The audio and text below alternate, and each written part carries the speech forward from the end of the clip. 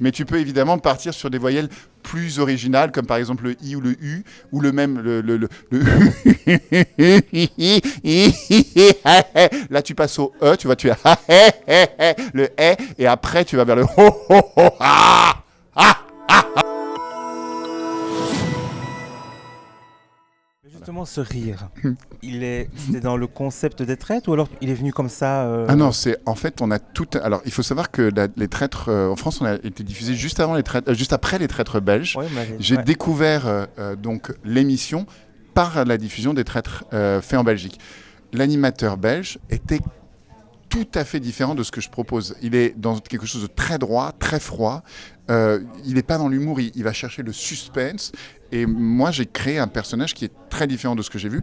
Et en plus, ce dont on est assez fier avec Mathieu Chavignac, le producteur de l'émission, c'est qu'il y a plein de morceaux de l'émission française qui ont été repris dans le ton, dans l'humeur, dans même les jeux, dans les mécaniques, dans le monde entier. Donc on a vraiment créé un personnage de toute pièce, une forme de narration, des jeux de toute pièce, et on a fait des petits. Donc c'est chouette.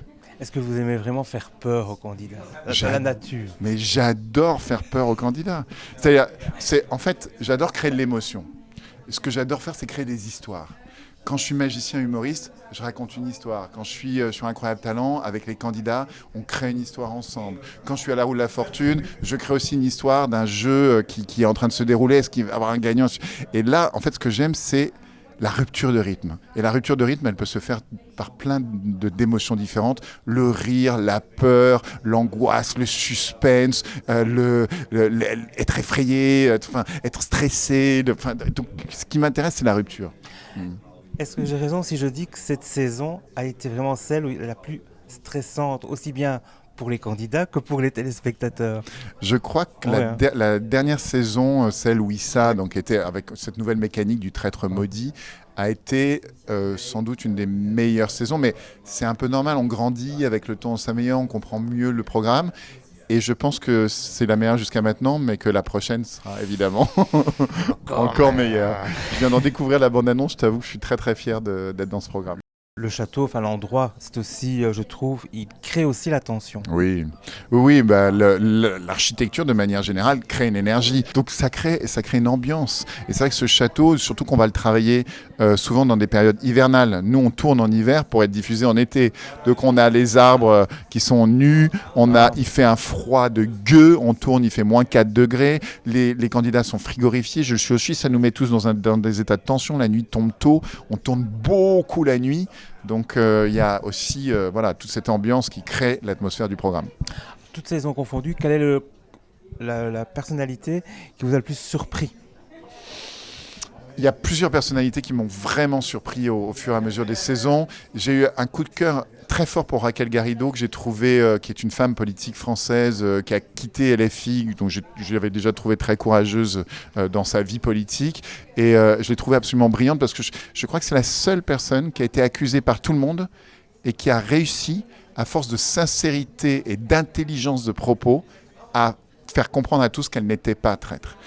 J'ai adoré Issa Doumbia la saison précédente, que j'ai trouvé brillant, de déduction, d'intelligence, de gentillesse. En fait, et je trouve qu'on a vu chez lui une intelligence qu'on ne le voit pas avoir dans d'autres programmes. Je trouve qu'on a découvert une partie de lui que moi j'avais déjà vu, que je connaissais.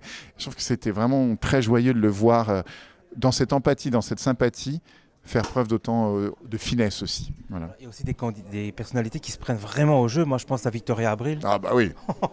Ah oui, mais Victoria a perdu toute forme de distance avec le jeu. Elle s'est fait complètement embarquer, alors que c'est une comédienne internationale de très très haut niveau. Que souvent les comédiens sont ceux qui réussissent le mieux dans le jeu parce que c'est ceux qui arrivent à prendre distance avec le jeu. Mais elle s'est fait embarquer puissance infinie. Par exemple, la scène avec Isabelle Morini. Alors Isabelle, c'était très très particulier. On en a parlé à plusieurs reprises et d'ailleurs c'est marrant, avec mon producteur, on a eu une vraie dispute à la suite de cette scène parce que il lui fallait des gros plans, des visages des uns et des autres, que le téléspectateur puisse comprendre vraiment ce que les gens vivent. Et moi, j'étais en train de lui dire, ça suffit cette scène, c'est suffisant. Ouais. On rentre dans une partie que je trouve n'était pas saine. Et on a une vraie dispute sur cette scène. Même je pique très rarement des colères et j'ai piqué une vraie colère, je crois que ça m'arrive une fois tous les 10 ans. Tu vois. Mais c'est vrai que pour nous, les téléspectateurs, on s'est dit, ça va s'arrêter. Ouais. On voyait qu'elle souffrait en fait. Bah, voilà. Donc voilà. Donc tu vois, oui, c'est... T'avais raison. Ouais, absolument. Alors dernière question, quelle est la célébrité que tu rêverais d'avoir? Oh. Alors, y compris les célébrités internationales. Bien sûr. Alors, moi, j'ai une passion pour Jim Carrey. Je vois mon producteur qui est dans le coin, donc si on peut avoir Jim Carrey sur la prochaine saison de Traite, ça serait cool. Tu vois.